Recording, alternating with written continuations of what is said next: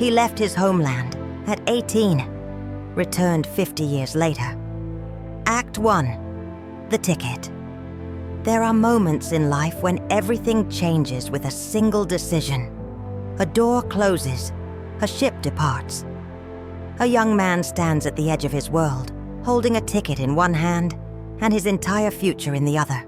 Thomas was 18 years old when he left. 18. Still a boy in so many ways. Yet the war had aged him beyond his years. His hands were rough from labor.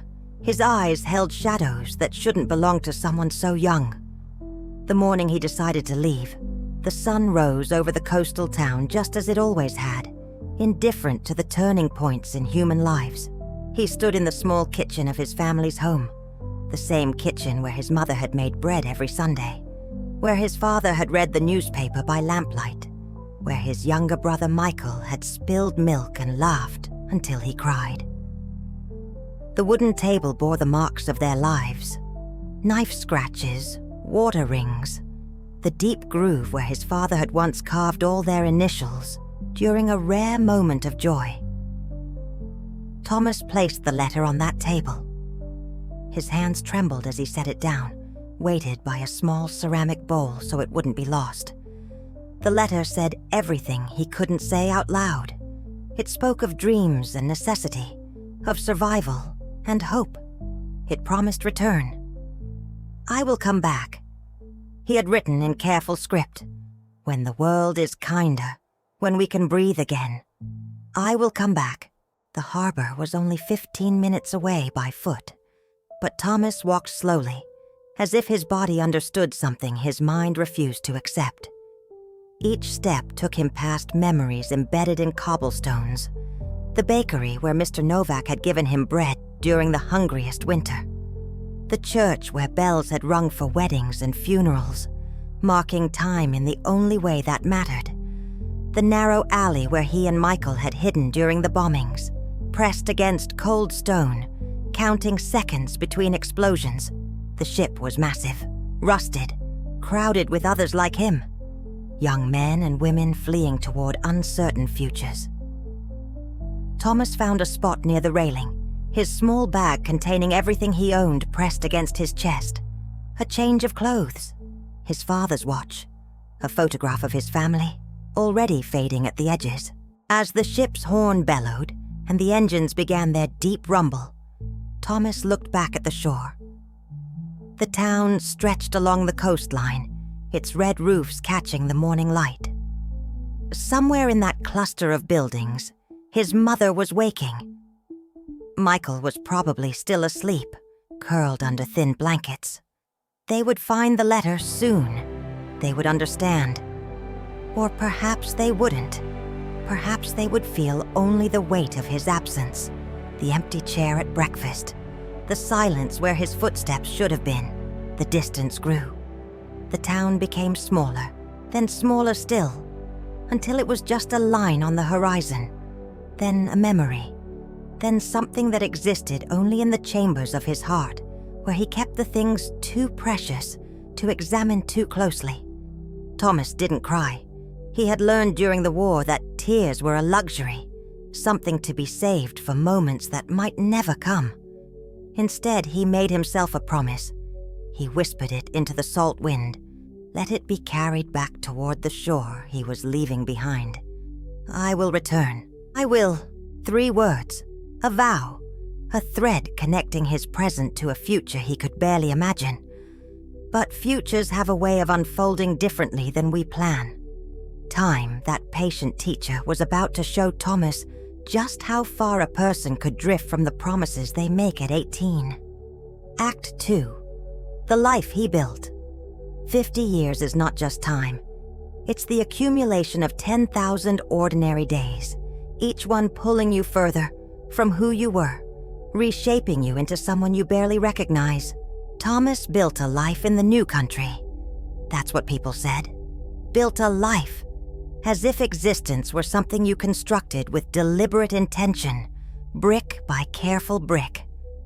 But the truth was messier, more accidental. Life happened to him as much as he made it happen. The first years were survival.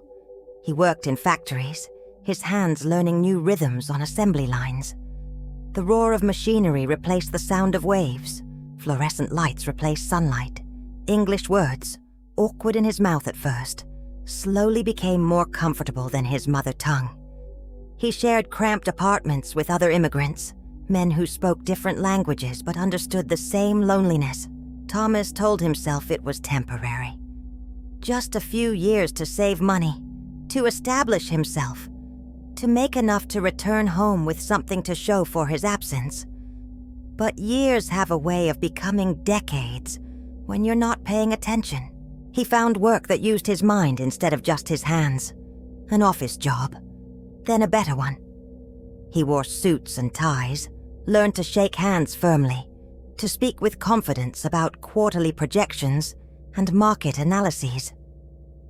His accent never fully disappeared, but it became a curiosity rather than a barrier, as something people remarked on at dinner parties, a conversation starter. He met a woman named Claire. She was kind, practical, with warm eyes and a laugh that reminded him just slightly of his mother's. They married in a small ceremony. No family attended from his homeland. The distance was too great, the expense too much, and by then the political situation had made travel complicated. He told Claire about his home, about the coastal town, and the brother he'd left behind.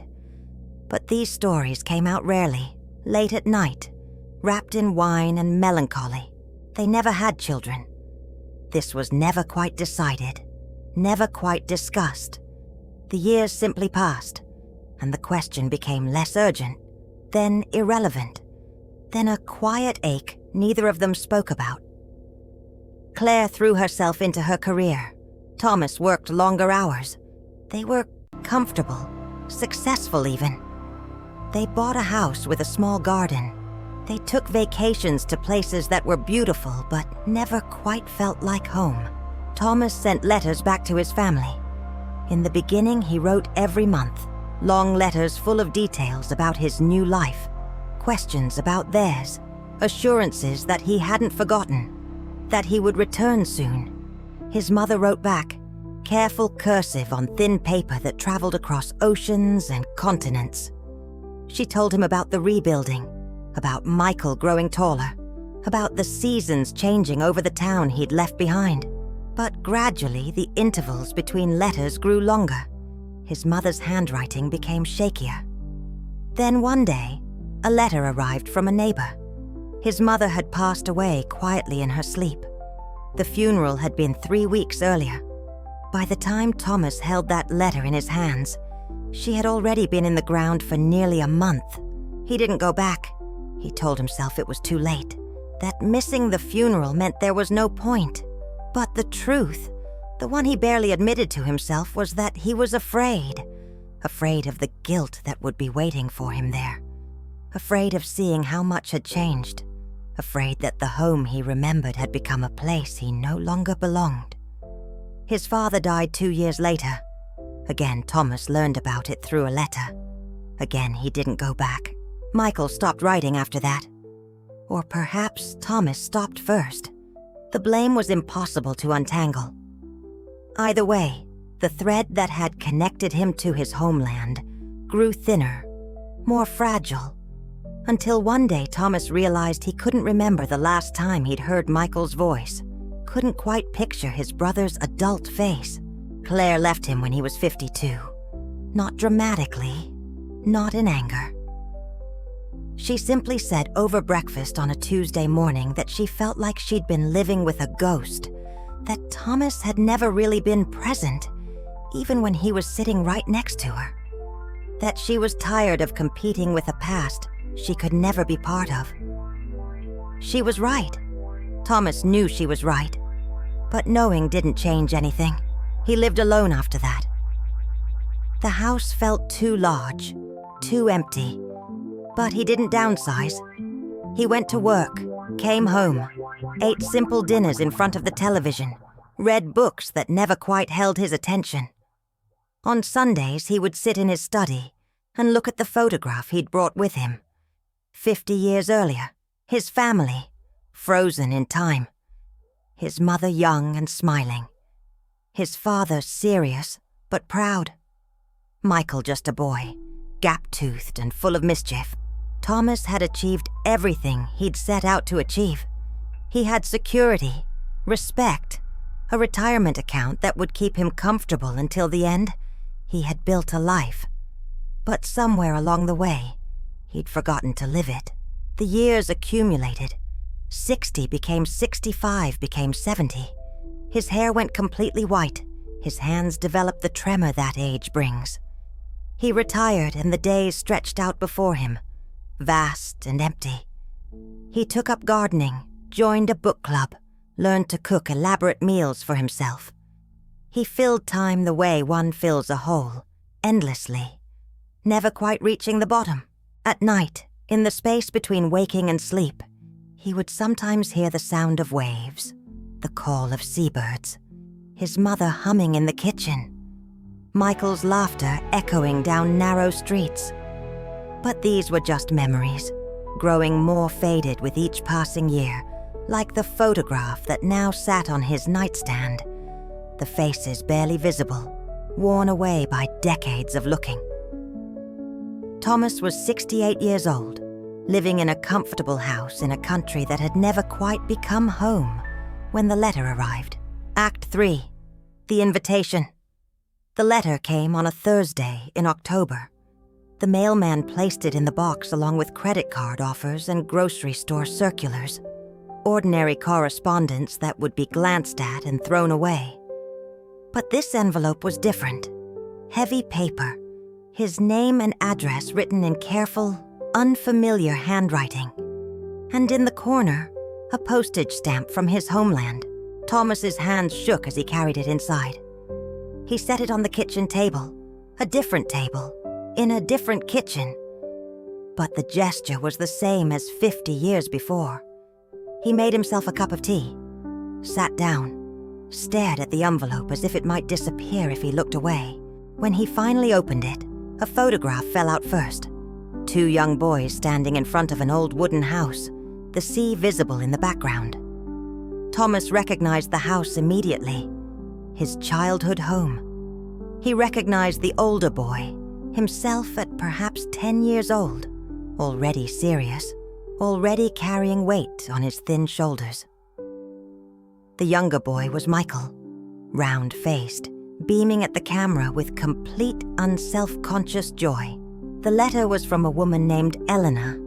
She introduced herself as Michael's daughter, his niece, though they had never met. Her English was good but careful, the words of someone writing in a language learned later in life. She wrote that Michael had been searching for Thomas for years, that he had hired people to trace his brother's path across continents and decades, that he had never stopped hoping for reunion, that he had spoken of Thomas constantly, keeping his memory alive even when letters had stopped coming. Michael had suffered a stroke 6 months ago. He was recovering, but slowly. The doctor said he was stable, but at 73, stability was a relative term. Time was no longer infinite. Elena had found Thomas through records, through old letters, through the patient detective work of someone who understood that family was worth the effort. She was writing to extend an invitation. Would Thomas consider coming home? Would he allow Michael to see his brother one more time before it was too late? At the bottom of the letter, in shakier handwriting, Michael's own, she explained, were 3 words: "Please come back." Thomas read the letter 3 times, then a 4th. The words blurred as tears finally came, decades late, falling onto the paper and smudging the ink. He cried for his mother, who had waited for a son who never returned, for his father, buried without him there to say goodbye, for Michael, who had somehow held on to hope even when Thomas had let it go, for Claire, who had deserved better for all the years spent in exile from himself. That night Thomas couldn't sleep. He walked through his empty house, seeing it as if for the first time. The furniture carefully chosen but never quite comfortable. the walls decorated with art that meant nothing to him, the garden he tended but didn't love, this place that had been his address for 50 years but had never been his home. He went to his study and opened the drawer where he kept the old photograph. But he also found other things he'd saved without quite knowing why. A small, smooth stone from the beach near his childhood home. A pressed flower his mother had sent in one of her early letters. A ticket stub from the ship that had carried him away. The evidence of a life unlived. The breadcrumbs of a path he'd abandoned. In the morning, Thomas made phone calls. He arranged things. The practical details that life requires even during its most emotional moments. He contacted his neighbors about watching the house. He found his passport, barely used, and applied for the visa he would need. He booked a flight that would reverse the journey he'd made 50 years earlier, though this time it would take hours instead of weeks, crossing the distance in a single leap through sky instead of a slow separation by sea. The weeks of waiting were strange. Thomas found himself preparing in ways that went beyond packing a suitcase. He tried to remember words in his native language, surprised by how many came back when he gave them permission. He looked at maps of his hometown, shocked to see how much it had grown, yet how much of the old layout remained. He searched online for photographs, finding images that showed the church still standing, the harbor still active, the red roofs still catching light. He wrote letters he didn't send, to his mother and father, apologizing for his absence, to Michael, trying to explain 50 years in a few paragraphs, to Claire, thanking her for her patience even when he hadn't deserved it, to his younger self, the boy who had made a promise with every intention of keeping it. Writing these letters, even unsent, felt like shedding weight. Each word was a small act of forgiveness, not seeking it, but offering it to himself. 3 weeks before his departure, Thomas had dinner with an old colleague who asked where he was going. When Thomas explained, the man looked puzzled. "After all this time?" he asked. "What's the point? Everything will have changed. Everyone will be gone or different. You're going back to a place that doesn't exist anymore." Thomas had thought the same thing many times, but sitting there, he realized the answer. "Maybe," he said quietly, "but I exist, and I need to go back, not to find the place as it was, but to finish what I started, to close the circle." The night before his flight, Thomas packed his small bag. Just like 50 years ago, he took only what was essential: clothes for a week, his father's watch still ticking, and the photograph, the one that had made the journey with him originally, now returning to the place where it was taken. He stood in his house, this structure that had sheltered him, but never held him. He turned off the lights one by one, locking doors, creating the shell of a life paused mid-breath. At the airport, going through security, boarding the plane, Thomas felt something he hadn't experienced in decades. Not quite joy, not quite fear, something in between. Anticipation. The sense that he was finally moving in the right direction after 50 years of standing still. As the plane lifted off, climbing through clouds into blue sky, Thomas pressed his face to the window like a child. Below, the country that had held him for half a century grew smaller and smaller. Somewhere ahead, across the curve of the earth, his homeland waited. And Michael, his brother, the boy in the photograph, the man who had never stopped hoping. Thomas closed his eyes and whispered again the words he'd said so long ago, but this time with certainty. "I am coming home." Act 4, The Return. The descent began before dawn. Thomas watched through the window as darkness gradually gave way to light, revealing first the ocean, then the coastline, then the land itself, green and brown and ancient, shaped by the same forces that had shaped him. When the plane touched ground, something in Thomas's chest tightened. This earth, this actual soil. He was standing on it again, breathing its air after 50 years of exile. The airport was modern, unrecognizable from anything he'd known. But when he walked outside, the wind that touched his face carried a scent he remembered. Salt and pine and something else. Something essential and indefinable that meant home. Elena was waiting for him. He recognized her immediately from the photo she'd sent. A woman in her mid-40s with kind eyes and Michael's smile. She held a sign with his name on it, but she didn't need it. They knew each other by something deeper than sight. They embraced carefully, strangers who were family. She spoke his native language, and the words felt strange in his mouth at first, rusty, but then they began to flow. She told him about the drive ahead, about what to expect. Michael knew he was coming. Michael had been preparing for this moment, gathering his strength, fighting through his recovery with this reunion as his goal. But first, Elena said gently, perhaps Thomas would like to see the town, to reacquaint himself before the meeting.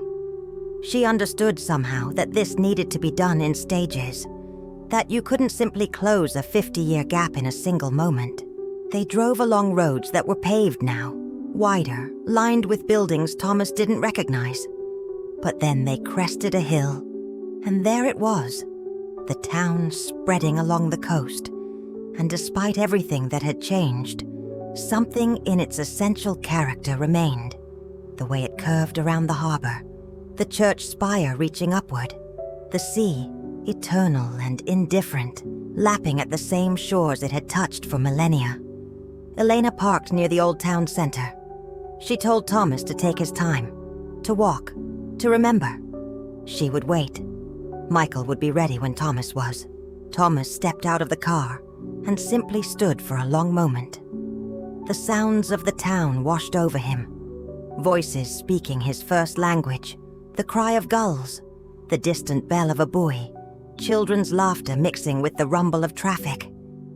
He closed his eyes and could almost hear it as it was, quieter, simpler, full of voices he'd known.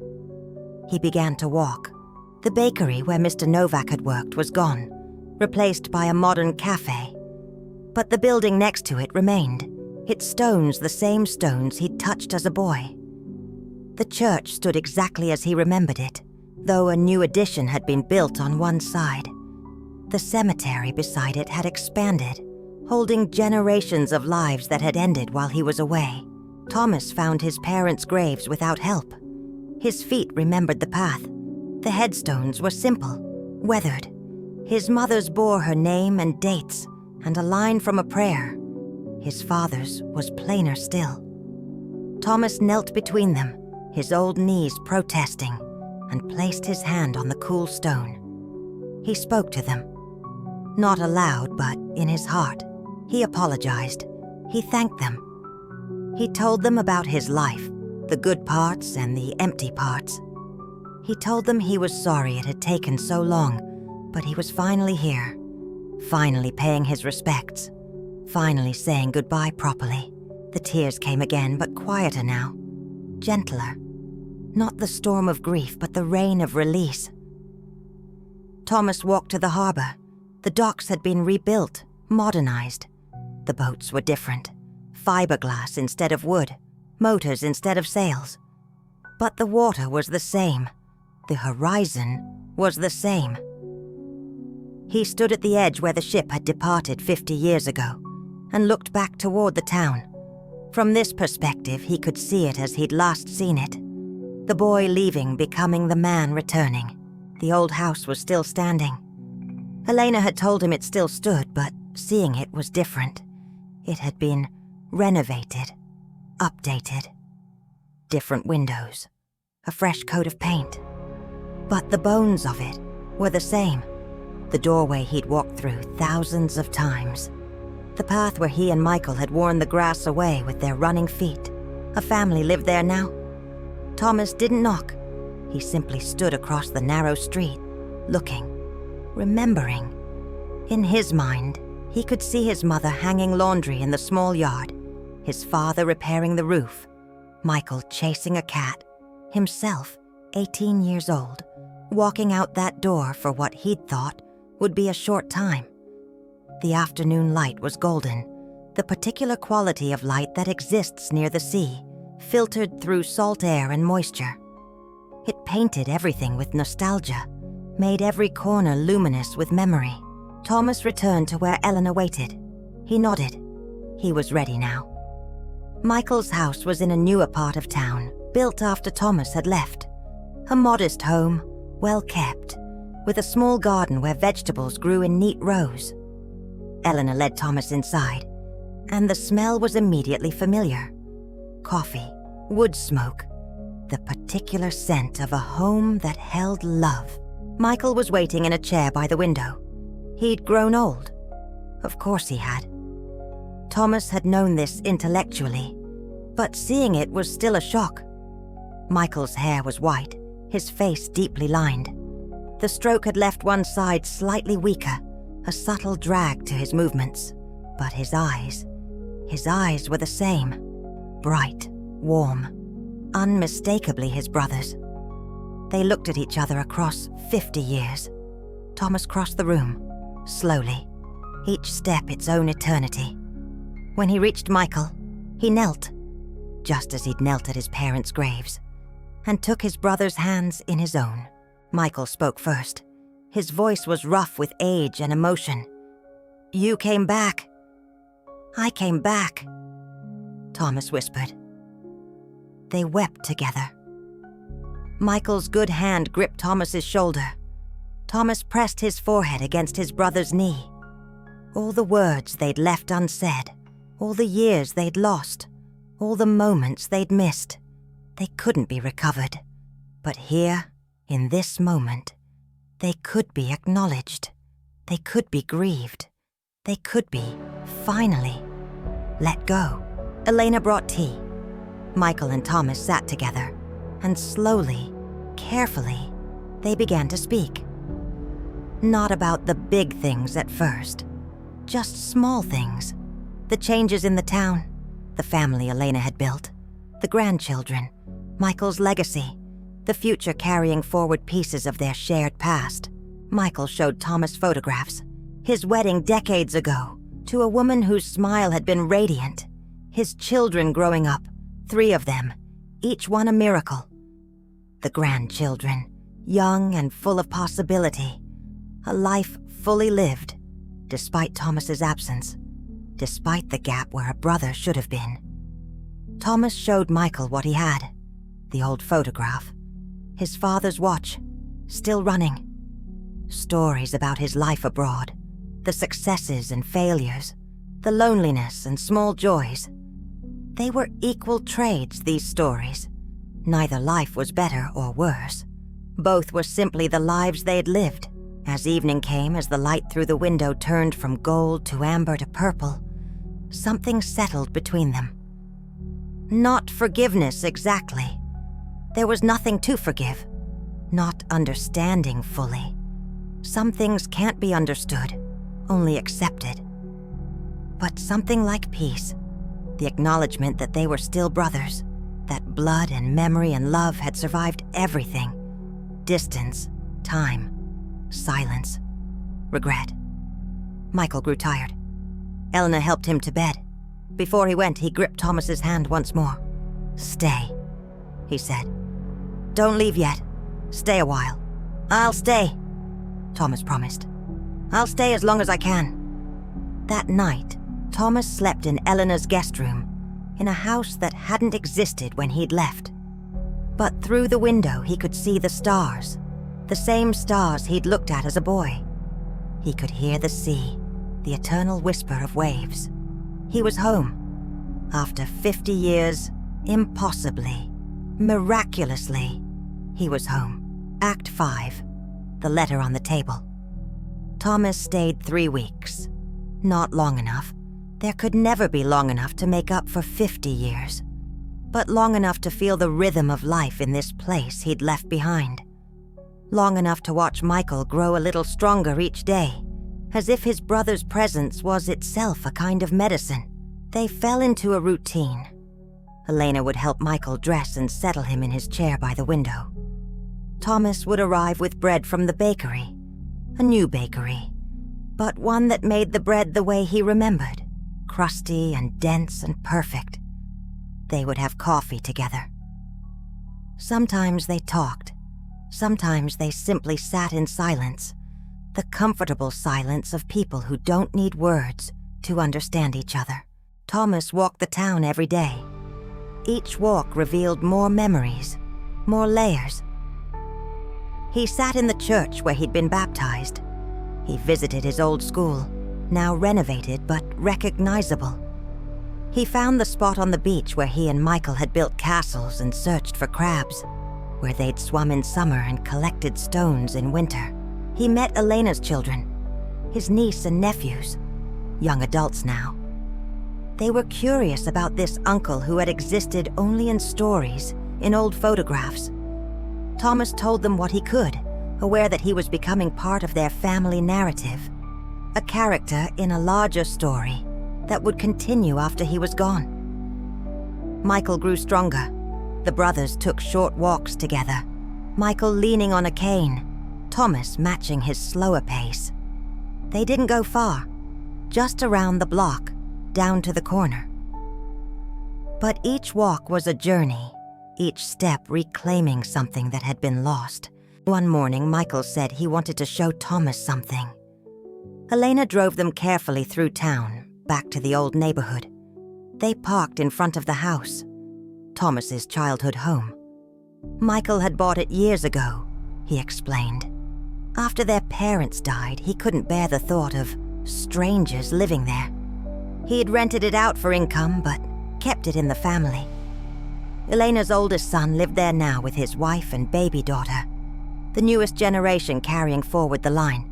They went inside. The interior had been completely renovated. Modern kitchen, new floors, fresh paint. Nothing remained of the old arrangement. But when they reached what had been the original kitchen, now a sitting room, Michael pointed to something on the wall, a framed photograph of the house as it once was. And there, visible in the photograph, sitting on the kitchen table, was a small piece of paper under a ceramic bowl. "The letter," Michael said softly. "I found it that morning, after you'd gone. I read it so many times I had it memorized." Thomas stared at the image, transported back 50 years to that morning, to the boy he'd been, to the promise he'd made. "I kept it," Michael continued. He reached into his jacket pocket and pulled out an envelope, yellowed with age, the edges softened by handling. "I carried it with me for years. I wanted to believe the promise, that you would come back." Thomas took the envelope with shaking hands, his own handwriting, young and uncertain. The letter he'd written at 18. He slid the paper out carefully, afraid it might crumble. His younger self's words looked back at him. "I will come back, when the world is kinder, when we can breathe again. I will come back." "You did come back," Michael said. "It took 50 years. It wasn't when the world was kinder. The world is never quite kind enough. But you came back. You kept your promise." Thomas couldn't speak. The weight of 50 years pressed down on him. All the choices made, all the time lost, all the love that had waited patiently for this moment.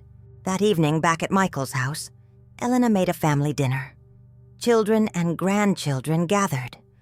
A loud, chaotic, beautiful meal, full of laughter and stories, and the specific warmth of family. Thomas sat at the center of it, this family he belonged to but didn't know, and felt something he hadn't felt in decades. He felt like he was part of something larger than himself, part of a story that had continued even in his absence. After dinner, after the children had been taken home, after Elena had cleared the dishes, Michael and Thomas sat together in the quiet house. The summer evening stretched long, light lingering in the sky. "I wasted so much time," Thomas said finally, the confession he'd been holding. So much time away. I thought I was building something important, but I was just hiding, running away from the guilt of leaving. And the longer I stayed away, the harder it became to return. Michael was quiet for a long moment. Then he said, "We all waste time. We all make choices we regret. You left because you had to, because staying would have destroyed you. The war, the poverty, the lack of future. You left to survive. And you did survive. You built a life. Maybe it wasn't perfect, but it was yours. I should have come back sooner. For Mother, for Father, for you. Yes," Michael said simply. "You should have." And I was angry about that for many years. I felt abandoned. I felt like you'd chosen a new life and forgotten about us. But anger is just another way of wasting time. He reached over and gripped Thomas's hand. "You're here now. That's what matters. You came back. You finished what you started." They sat in silence as darkness finally fell, as stars emerged one by one in the sky beyond the window. "How long will you stay?" Michael asked. "My flight is in 4 days," Thomas said. "But Michael, I'll come back again. I won't let 50 years pass this time. I promise." Michael smiled. "Good. Come back for the summer. It's beautiful here in summer. We'll swim. Well, you'll swim. I'll watch and complain that the water is too cold." They laughed together, and the sound was so familiar, so much like the boys they'd been, that Thomas felt time collapse, past and present merging into something eternal. The last days passed too quickly. Thomas said goodbye to the town again, but differently this time. Not as a leaving, but as a promise to return. He visited his parents' graves once more. He walked the streets storing up memories to carry back with him. He held his grandnieces and grandnephews, children who carried his blood, his family's continuation into the future. On the final evening, Michael gave Thomas something. A small box, worn at the edges. Inside was a smooth stone, a seashell, and a photograph of the two of them as boys. "So you don't forget," Michael said. "I could never forget," Thomas replied. "Not again. Not anymore." The drive to the airport in the morning was quiet. Helena was kind enough not to fill the silence with unnecessary words. At the departure gate, Thomas held her tight. "Thank you," he whispered, "for finding me, for bringing me home." "You were always in his heart," she said. "And now you're in ours too." The flight back was different from the flight out. Thomas wasn't running this time. He was simply returning, temporarily, to the other half of his life. The place where he'd built his existence, even if he'd never quite built a home. When he arrived back at his house, it looked different somehow. Smaller, less substantial. He walked through the rooms that had contained him for decades and felt like a visitor in his own life. That night, Thomas sat at his kitchen table. The table where he'd read Eleanor's letter, where he'd made the decision to return. He took out paper and began to write. A letter to Michael. A letter to Eleanor and her family. Letters that would be sent, that would keep the connection alive, that would ensure the silence never fell again. He lived 3 more years after that first return. He went back to his homeland twice more.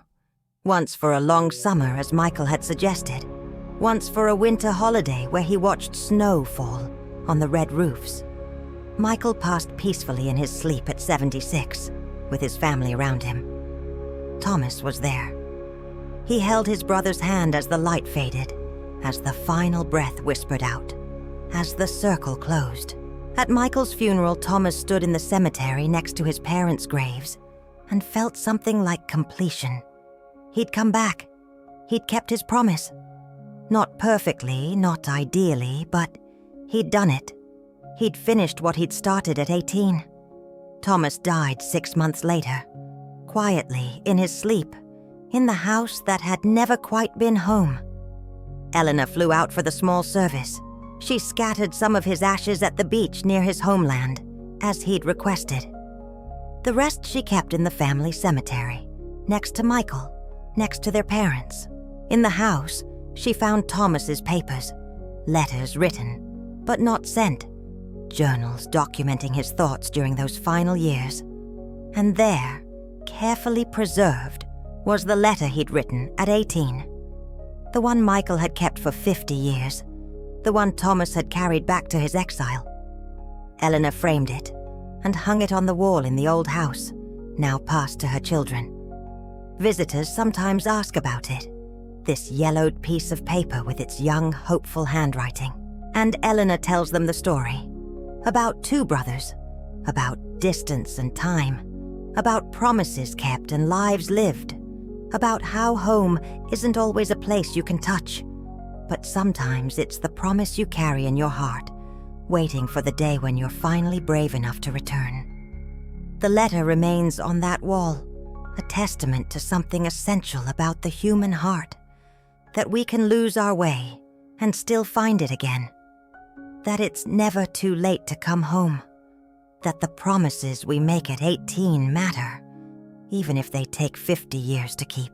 Sometimes when light hits the frame just right, you can almost see them. Two boys standing in front of that same house, brothers in a photograph, suspended in a moment before everything changed, before time and distance tried to pull them apart, before one left and one stayed, before 50 years of absence and 3 years of reunion, before promises were made and broken and kept.